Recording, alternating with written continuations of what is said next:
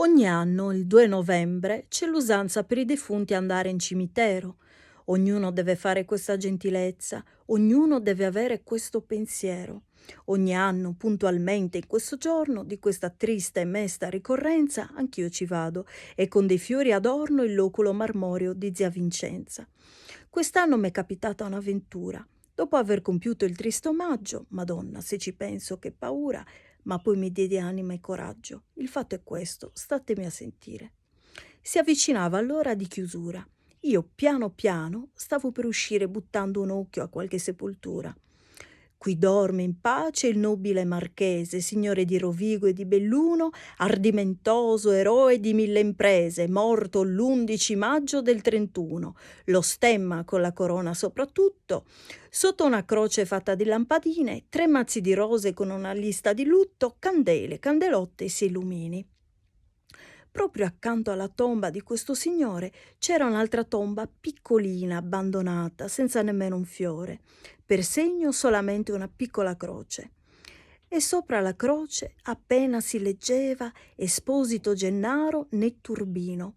Guardandola, che pena mi faceva questo morto senza neanche un lumino. Questa è la vita tra me e me, pensavo, chi ha avuto tanto e chi non ha niente. Questo pover'uomo s'aspettava che anche all'altro mondo era pezzente. Mentre rimuginavo questo pensiero, s'era già fatta quasi mezzanotte e rimasi chiuso prigioniero, morto di paura, davanti alle candele. Tutto a un tratto, che vedo da lontano, 2 ombre avvicinarsi dalla mia parte. Pensai, questo fatto a me mi pare strano. Sono sveglio, dormo o è fantasia? Altro che fantasia, era il marchese con la tuba, la caramella e il pastrano, quell'altro dietro a lui con un brutto arnese, tutto fetente, con una scopa in mano. E quello certamente Don Gennaro, il morto poverello, il netturbino. In questo fatto non ci vedo chiaro, sono morti e si ritirano a quest'ora.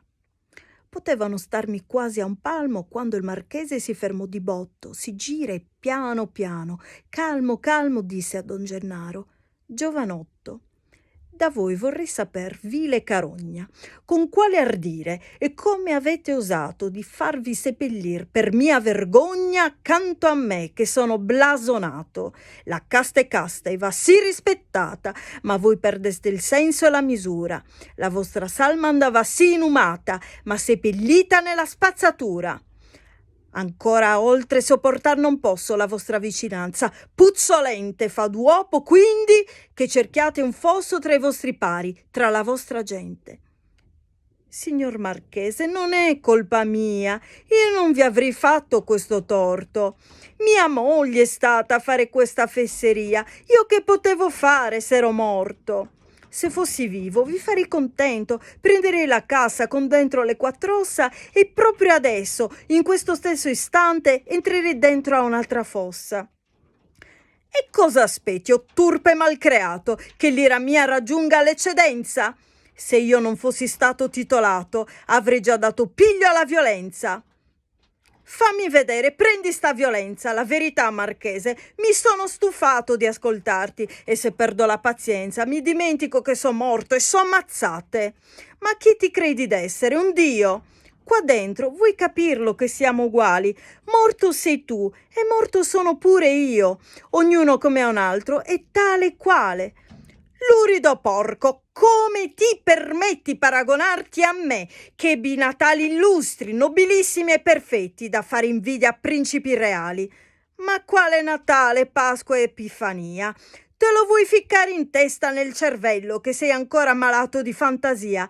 La morte sai cos'è? È una livella. Un re, un magistrato, un grand'uomo passando questo cancello ha fatto il punto che ha perso tutto, la vita e pure il nome. Non ti sei fatto ancora questo conto? Perciò stammi a sentire, non fare il restio, sopportami vicino. Che ti importa? Queste pagliacciate le fanno solo i vivi.